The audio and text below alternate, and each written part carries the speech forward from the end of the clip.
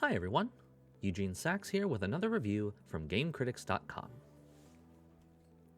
Performing all the classic Shakespeare plays by daylight, fighting nightmares to save these same plays by moonlight, they will always put up a fight, these girls of Stratford-upon-Avon High Drama Society.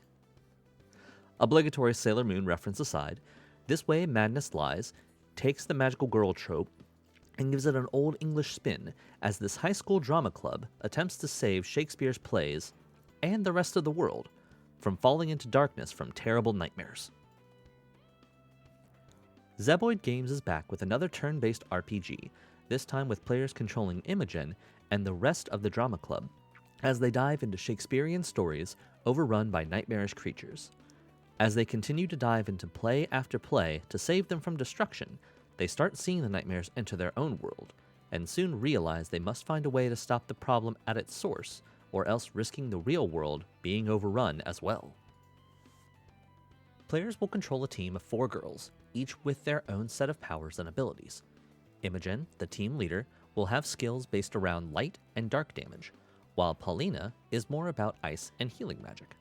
Players will explore dungeons to find items, fight nightmares, and eventually find the boss of each world and defeat it to bring peace back to the play. Pretty standard RPG setup so far, but the combat is where things take a bit of a different turn. From the start, I thought this game was going to be similar to older RPGs like Golden Sun and Shining Force based on how it looked in screenshots. While it takes some of that inspiration, it's functionally very different. Characters can either use an ability, an item, or a unite skill during combat. They have a defend ability and up to 7 other unique abilities. These can be anything from an elemental spell, a heal or a buff spell, or a weapon attack. Each ability has 1 charge at the start of combat, which is restored once the character uses the defend action. Any items equipped, such as healing items, are one-time use per battle. The other 2 mechanics are unite skills and the hypermeter. Each pair of characters have a unite ability that can be used once per combat.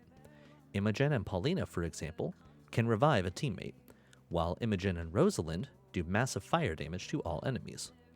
While the hypermeter is filled, these abilities will generally be more powerful or have a wider target range. With these systems in mind, there are a lot of different unite skill strategies that players can use to defeat enemies. As far as other RPG elements go, as the characters gain experience, they will also unlock passive traits that change how each character plays. For example, Imogen can get more powerful as team members are defeated.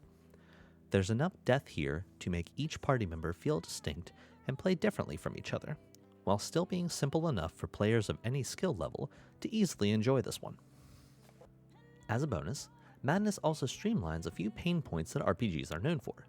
Players do not have to grind for levels if they don't want to, as the team of the characters level up at the same time. Yes, all characters will be at the same level and have the same level of traits and abilities throughout the entire game. If players want to grind up more levels, they can initiate combat from the pause menu whenever they desire extra experience. There are no random encounters, and every character combination seems viable throughout the entire game. This is a good thing, since there are some issues I have with party composition. While players will control a total of 6 girls, Madness forces specific groups into specific plays, removing the choice of party composition.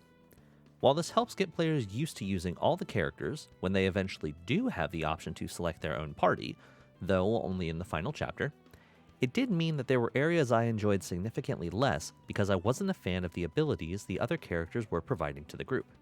The other thing about This Way Madness Lies is the humor. Normally I'm a fan of self-referential humor referencing other games or media, but I found the writing here to be grating.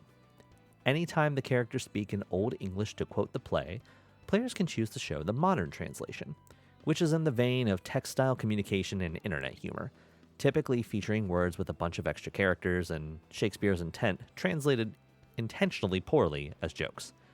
There are story reasons for it, but it made the dialogue hard to get through at times.